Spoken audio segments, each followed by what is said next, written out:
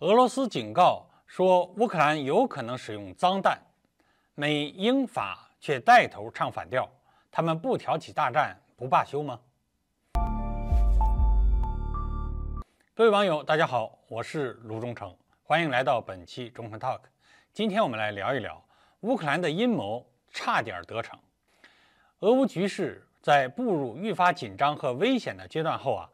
有很多关于俄乌战场上的假消息，一时之间是甚嚣尘上。但西方国家有一个奇怪的现象，那就是但凡只要是俄罗斯方面放出的消息，就一律被他们所忽略，或者被认为是假消息。可以说西方世界普遍选择相信乌克兰。因此，当近日俄罗斯发出乌克兰有可能使用脏弹的威胁警告后西方国家普遍不相信。美、英、法三国还带头唱反调，声称俄罗斯的关于乌方使用脏弹的警告根本是没有任何根据，大有指责俄罗斯是造谣的意思。那么问题来了，俄罗斯此次发出的警告到底是不是假消息呢？乌克兰到底能不能这么做，又有没有理由这么做呢？这里所谓的脏弹，我们又称它为放射性炸弹，是一种大范围传播放射性物质的武器。按照俄罗斯方面的话来说乌方正在策划引爆所谓的脏弹或者低当量核武器，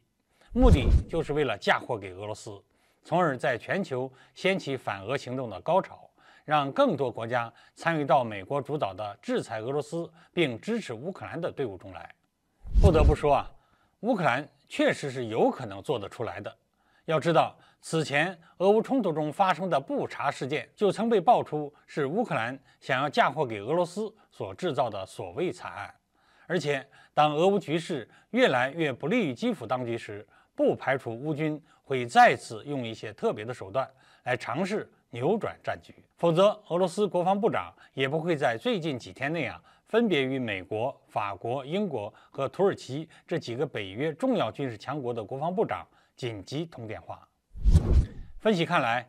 俄罗斯国防部长如此密集的电话堪称异常。这一异常的背后，体现出俄罗斯方面对基辅当局可能使用脏弹或者低当量核武器的担忧。只不过，面对俄罗斯的警告，西方是一贯双标，美、英、法三国无视，认为这是毫无根据的猜测。看样子，西方是摆出了一副不挑起大战不罢休的架势。那么，俄罗斯真的是在猜测吗？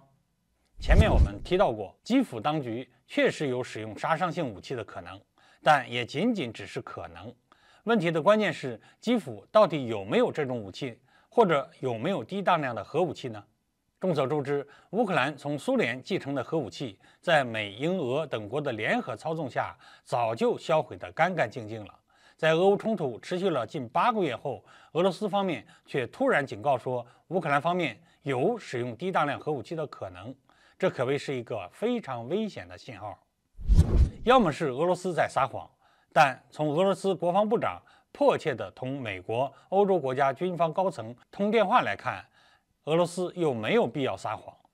那么就只剩下一种可能了，就是有国家可能向乌克兰提供了低当量核武器，或者是提供了具备制造核武器的技术和资金，从而帮助乌克兰实现栽赃嫁祸的目的。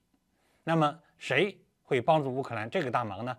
其实这个问题已经不重要了，重要的是俄罗斯已经发现了端倪，并察觉到了异常，及时把这一阴谋给捅到了国际社会上。基于此，即便乌克兰方面真的有这种想法，也被俄罗斯彻底扼杀在了摇篮之中。只能说这一场阴谋，乌克兰差一点得逞了，而这也说明了俄乌冲突战场形势的凶险程度已经是越来越令人难以想象了。好，各位网友，今天这个话题就聊到这儿，欢迎大家留言讨论，我们下期再见。